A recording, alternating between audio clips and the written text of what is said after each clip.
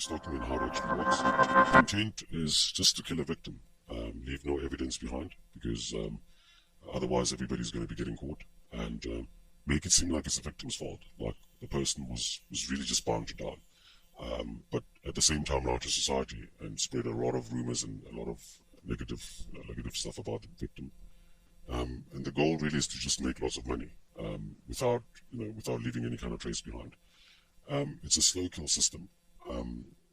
Again, ties in with the fact that you don't want to be leaving clues and traces behind, and destroy everything that makes the victim or a normal person to be alive, like a job, relationship, health, and everything else. If you can just bombard a person with negative events throughout the day, 24 hours a day, that person is just bound to die. Gang stalking is actually a very systematic and a clever system. There's a lot of history as to how long it existed and how it's been refined, so it's not something which is new. It's been around for a long time. It destroys the career and finances. No money. It's going to be difficult for anybody without any cash. There's not going to be any. If you get sick, you're not going to be able to afford hospital fees. You're not going to be able to feed yourself. No proper nutrition. All relationships are destroyed. Everything. All relationships from even when the person was young, from high school, from all areas of life, all of them, every single relationship. They go to the person and then spread lies and sabotage that relationship. Personal health is also destroyed, creating diseases such as cancer and destroying vital organs, the heart, the kidney, and just making sure that you actually die. A person could still be mentally and spiritually strong and manage to survive. So the perpetrators or the guys who are attacking, make sure that even the spiritual activities that are destroyed, prayer, meditation, and everything else, and mentally you're being driven to be insane. System is actually made out of two parts. One of them is gang stalking, and the other one is electronic harassment.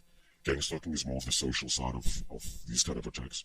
So effectively turn the whole of society against the victim. Make sure that whenever the guy applies for a job, he can't find a job. Make sure that everywhere the person goes, he's got a bad name and nobody actually wants him. Drive the victim to complete isolation. And it's actually very difficult in today's world to live in complete isolation. No friends, no job, nothing, no life. And then there's also constant harassment, where everybody else seems to be on attacking the victim, neighbors, friends, family. And then when it comes to electronic harassment, it's a case of 24-hour surveillance. The victim, has got no privacy. So anything that he does, the guys who are attacking him already know in advance. There might be bugs placed in the house. There might be hidden videos or hidden. The cars might actually also be bugged. So everything that the guy does, all the phone calls, everything that the person is doing, the perpetrators know exactly what he's doing and what he's saying and who he's communicating with.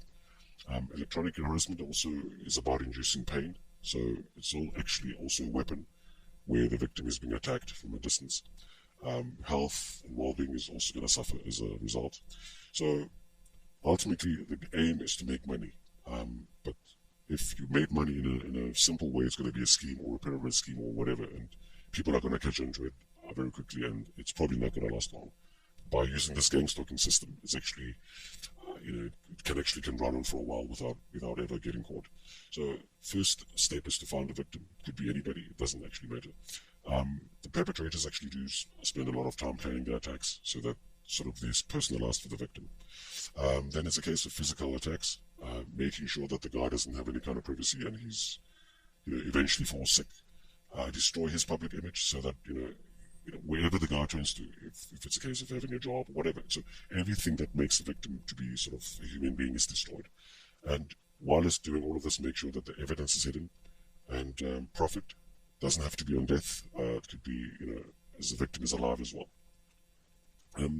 So because the perpetrators or whoever the network or whoever the guys that are running the systems are going to be making lots of millions, they can afford advanced technology for spying, for sort of attacking as weapons, whatever.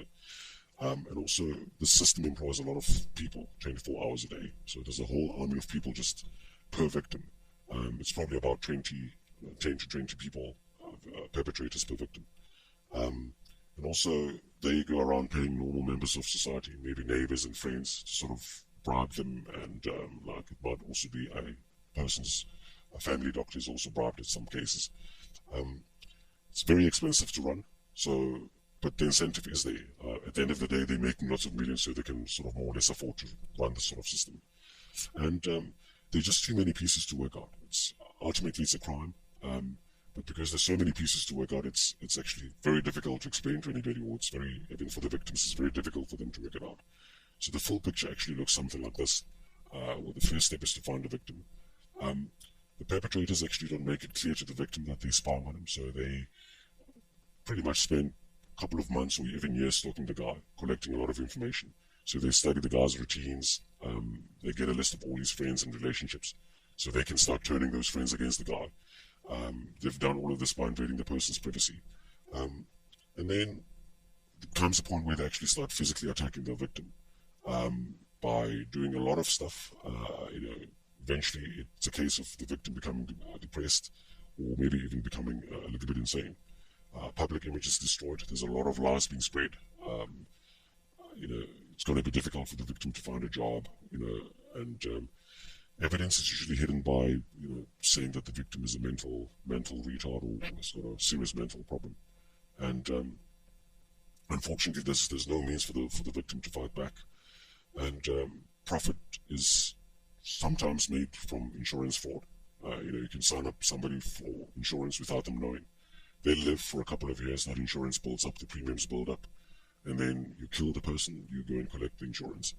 Or it could be for testing out the weapons. There's a lot of technology involved, so another reason could be to just, find, a lot of unsuspecting victims and actually carry out a lot of tests, or for medical experiments. Ultimately, it is a crime. Boils down to attacking a victim with no chance of him defending himself, and you're doing all of this from a distance, and it's very unethical. There's no morals. There's a lot of everything ugly that you can think of. A lot of lying, a lot of manipulation, a lot of ugly stuff. It's a violation of human rights. You just invading somebody's privacy is already a massive violation of human rights. Killing somebody from a distance, signing up somebody for a medical experiment without being accountable for their death, that's already a violation of their rights. And a lot of this works because a lot of lies are being spread around. Just lie to as many people as they need to. But ultimately it's killing. You're killing a human being. But it's very, very, very expensive. It's a weapon, just like any other weapon, just like a gun, just like a knife. Taking a knife and stabbing somebody. It just happens to be a very expensive weapon.